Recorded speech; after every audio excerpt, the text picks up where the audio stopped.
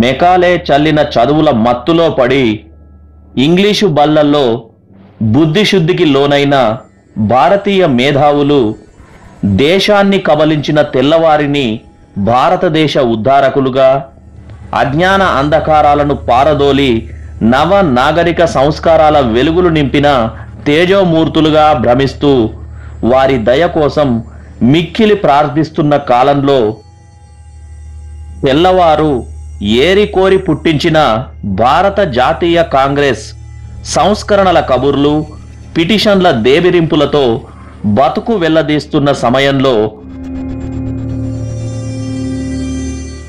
వినాయక దామోదర్ సావర్కర్ అనే 24 ఏళ్ల యువకుడు 1857 సంగ్రామాన్ని జాతీయ దృక్పథంతో గ్రంథస్థం చేసి బ్రిటిష్ సామ్రాజ్యాన్ని గడగడలాడించాడు.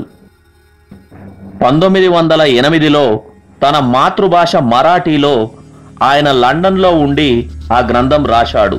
అది అచ్చు కాకముందే అందులోని అంశాలు చూచాయగా గూఢచారులకు తెలియడంతో వ్రాతప్రతి దశలోనే దాన్ని నాశనం చేయడానికి బ్రిటిష్ ప్రభుత్వం 1000 కళ్ళతో 1000 కాళ్లతో సావర్కర్ వెంటపడింది.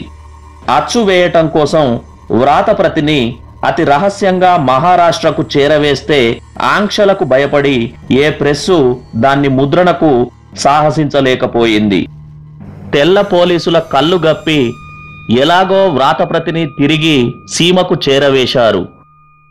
జర్మనీకి పంపి దాన్ని రహస్యంగా అచ్చువేయించాలన్న ప్రయత్నాలు ఫలించలేదు.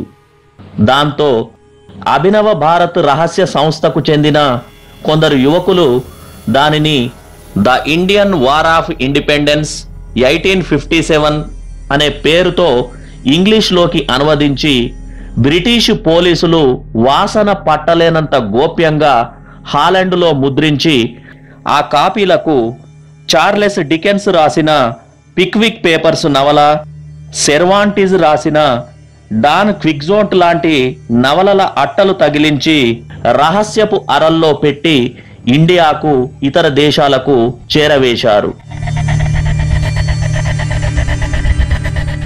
పుస్తకం అచ్చు కాకముందే, దాన్ని తాను కళ్ళ చూడకముందే, అందులో ఏముందో చదవకుండానే బ్రిటిష్ ప్రభుత్వం ఆ గ్రంథంపై నిషేధం పెట్టింది. అలా 1908లో విధించిన నిషేధం రెండో ప్రపంచ యుద్ధానంతరం దాకా, అనగా సుమారు 4 దశాబ్దాల పాటు అమల్లో ఉంది. గ్రంథకర్త సావర్కర్ మీద, అభినవ భారత్ సంస్థ కార్యకర్తల మీద అమానుషంగా దాడులు చేసి అండమాన్ జైల్లో పెట్టి తెల్ల ప్రభుత్వం ఎంతగా సతాయించినా 1857 పోరాట స్ఫూర్తి ఎల్లెడలా ప్రసరించి భారత యువతను మరో స్వాతంత్ర్య సంగ్రామానికి పురికొల్పకుండా అడ్డుకోలేకపోయింది. భగత్ సింగ్ లాంటి దేశభక్తులు సావర్కర్ గ్రంథాన్ని రహస్యంగా పునర్ముద్రించి జాతీయ విముక్తికి భగవద్గీతలా దాన్ని సహచరులందరి చేత పదే పదే చదివించారు.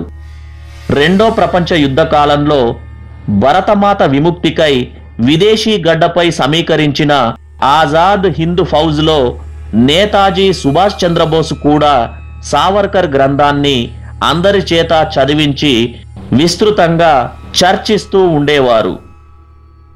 వీర సావర్కర్ చేత రచించబడిన the Indian war of independence 1857 అనే పుస్తకం చాలా అద్భుతమైన గ్రంథం. ఒక పుస్తకానికి కూడా ఇంతటి చరిత్ర మన స్వాతంత్రోద్యమ చరిత్రలో కనిపిస్తుంది.